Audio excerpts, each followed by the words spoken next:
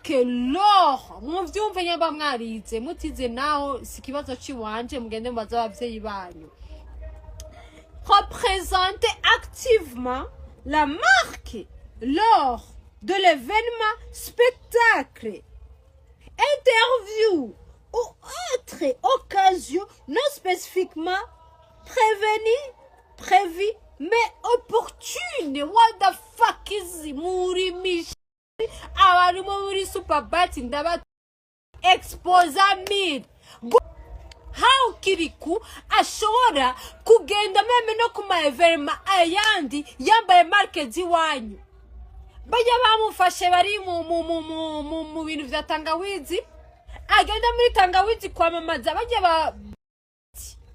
bamuhaye amafaranga gute bonga mugenda ngaho ngo agende yambaye agapira kiwanyu how Kirikou aza muri Capitol Garden Park le 25 December kuramukanya n'abana yambaye Superbat mutamaye amabati ndabemerere mwaramaye amabati mwebwe Kirikou mwegizija yuko ngo evenement yero yose ngo aze urumva Kirikou aje muri toilette yambare Superbat agapira aje gusoba yambare agapira aje kunya yambare agapira afatwe na diare yambare agapira afatwe n'umukoyo wa diare yambara agapira aje gutongoza yambara agapira aje gusasa ivyatsi yambara agapira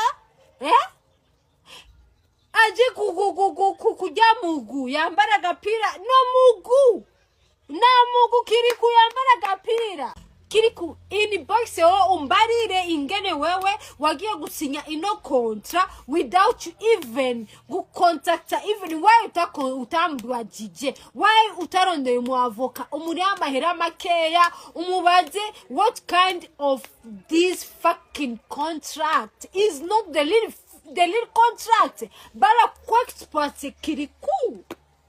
Oh Jesus abariri byo nzotuma abariri byo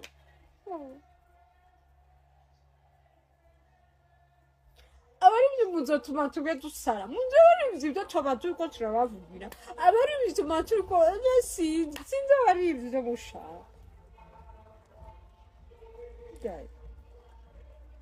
how abari murashobora kuba mufise imitwe yanyu nyambiraba uraba kutushobora gusinya kontra nkiba kakwitiriza narinzi yuko tuleka avane bazogira ino company wewe bakuri amahera yawe ya concert nguri ufate ngo lojman na patata sishobora how mutubwire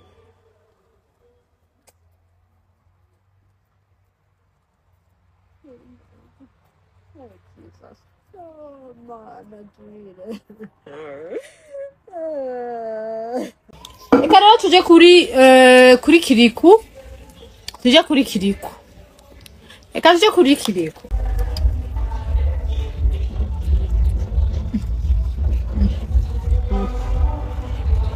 hama Kirikou ibintu turagira ya contrat turayivuga Kirikou rero murabizi ibintu vy'amakampuni yo mu Burundi amakampuni yo mu Burundi araza agashaka gufata abartiste nabi agashaka gufata comme si les artistes nibize agashaka gushaka gufata je sais pas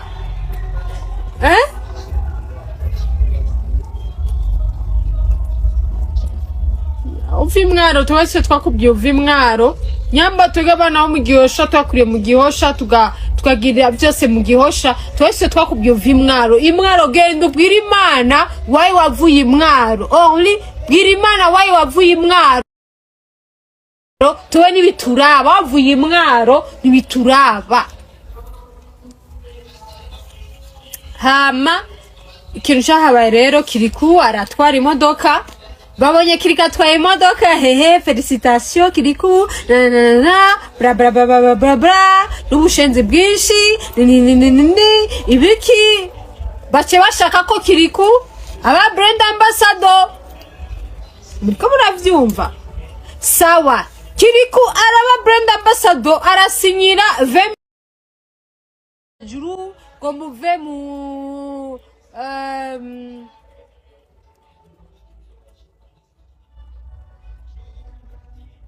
sinzi nagira mvuge nabi. Move contrat point ya mbere. Point ya mbere ivuga iti obligation de l'ambassadeur. Point ya mbere ivuga yuko produire une chanson publicitaire audiovisuelle en lien avec l'univers Superbat. Les frais de production, réalisation, montage et diffusion sont entièrement à la charge du client. Point 2.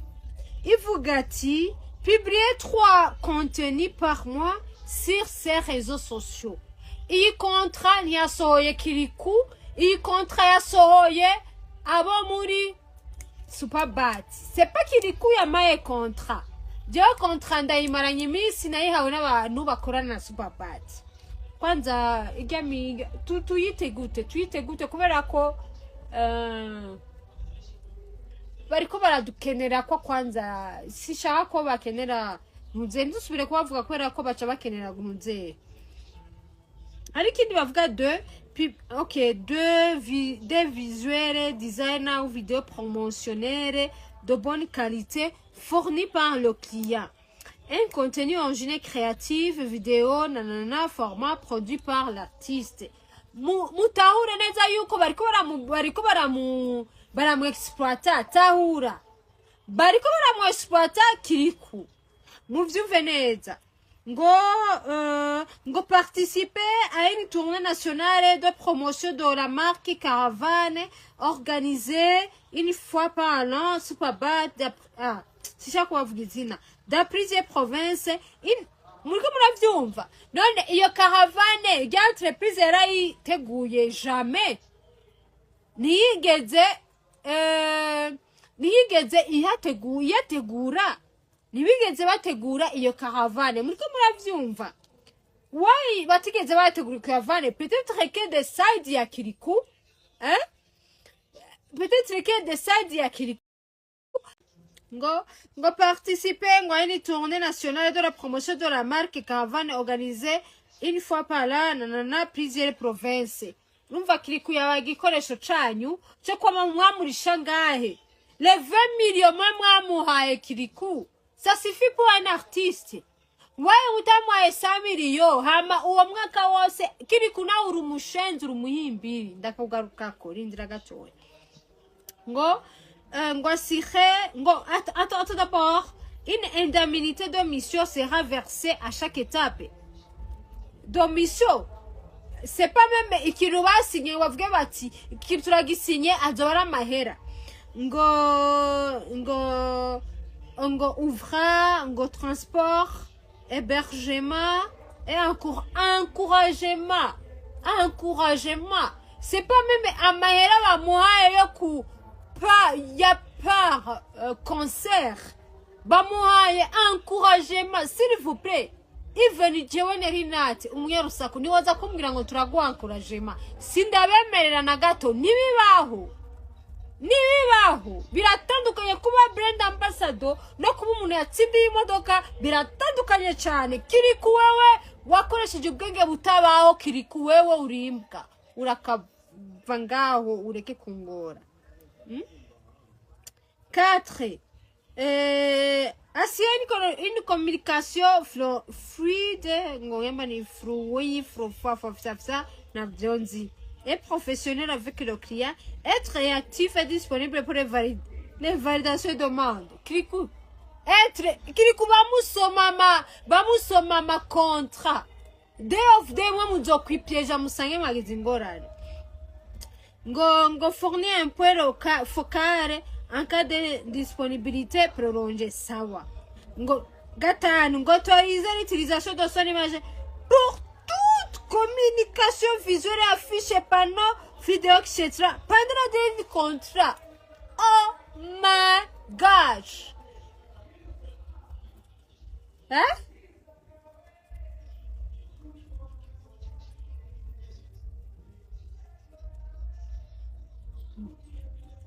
Ndindira ndagarutse turashasoma ngo